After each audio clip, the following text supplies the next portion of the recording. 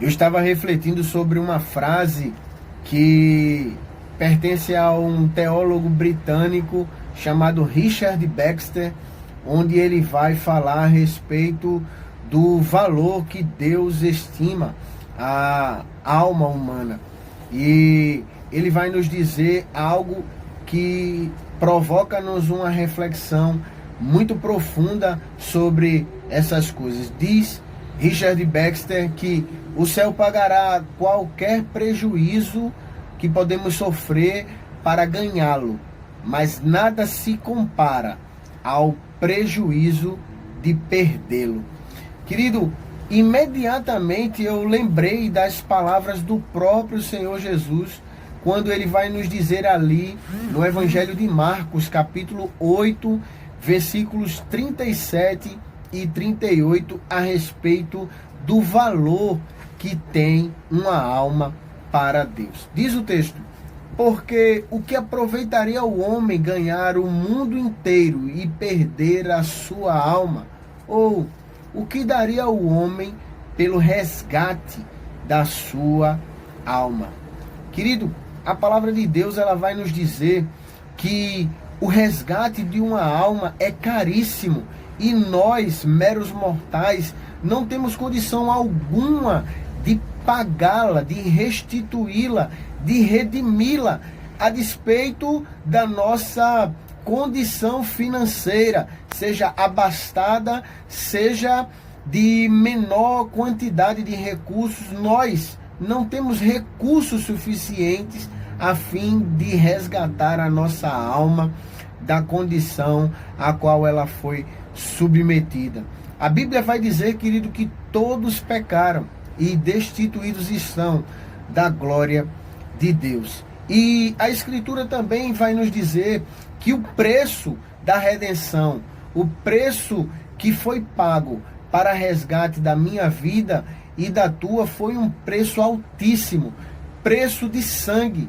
1 Coríntios capítulo 6, versículos 19 e 20, o apóstolo Paulo vai dizer que nós fomos comprados por um alto e bom preço, preço do sangue precioso, justo e inocente do Senhor Jesus, e que o nosso corpo deve ser usado agora para a glorificação do nosso Deus. Afinal de contas, nós somos o templo da habitação do Espírito Santo de Deus. Querido, o próprio Jesus diz nos evangelhos que ele percorria cidades e aldeias pregando o evangelho do reino a toda criatura, pregando a multidões incontáveis. Mas é interessante, querido, o quanto Jesus valorizava a vida humana. Os maiores discursos que Jesus pronunciou foram exatamente para uma pessoa. Você deve estar lembrado da história da mulher samaritana, de Zaqueu, o publicano, de Bartimeu e tantos outros relatos onde o Senhor percorre longas distâncias para encontrar uma pessoa e abençoá-la. Querido, se a vida humana ela não valesse absolutamente nada, como apregou alguns ideólogos ateus e abortistas, o Senhor não teria sido enviado para remir-nos da nossa condição miserável e pecadora. O texto de João, capítulo 3, versículo 16, o próprio Jesus vai dizer a Nicodemos, mestre da lei, que Deus enviou o seu Filho ao mundo porque ele muito amou, para que todo aquele que nele crê não pereça, mas tenha a vida eterna. Eu quero dizer para você, querido, que ainda não teve um encontro com o Senhor Jesus e que vive uma vida de pecado e que desagrada a Deus. Olha, o pecado ainda vai te cobrar um alto preço. E esse preço, querido, é um preço que nós não podemos pagar. Portanto, eu quero te aconselhar nesse vídeo de hoje a que você Coloque os teus pecados diante daquele que já pagou o preço pelo resgate da tua alma. Afinal de contas, querido, o que nós podemos fazer para remir a nossa condição pecadora e depravada? Só o sangue de Jesus é que pode remir a nossa condição. O texto de 1 João, capítulo 1 e versículo de número 7, vai nos dizer que o sangue de Jesus nos purifica de todo o pecado. E no versículo 9 vai dizer que se nós confessarmos a Deus os nossos pecados, Ele é fiel e justo para nos perdoar o pecado e nos purificar de toda a injustiça. Querido, o que é que você está esperando? Não perde tempo nessa vida e em coisas que desagradam a Deus. Olha, depois que findar o labor dessa vida, a palavra de Deus vai nos dizer que segue-se o juízo. E qual será o destino da tua alma? Será que valerá a pena estar aproveitando do teu jeito o mundo e aquilo que ele tem te oferecido? A Bíblia vai dizer que o mundo passa e com ele as suas concupiscências, mas aquele que faz a vontade do Senhor permanece para sempre.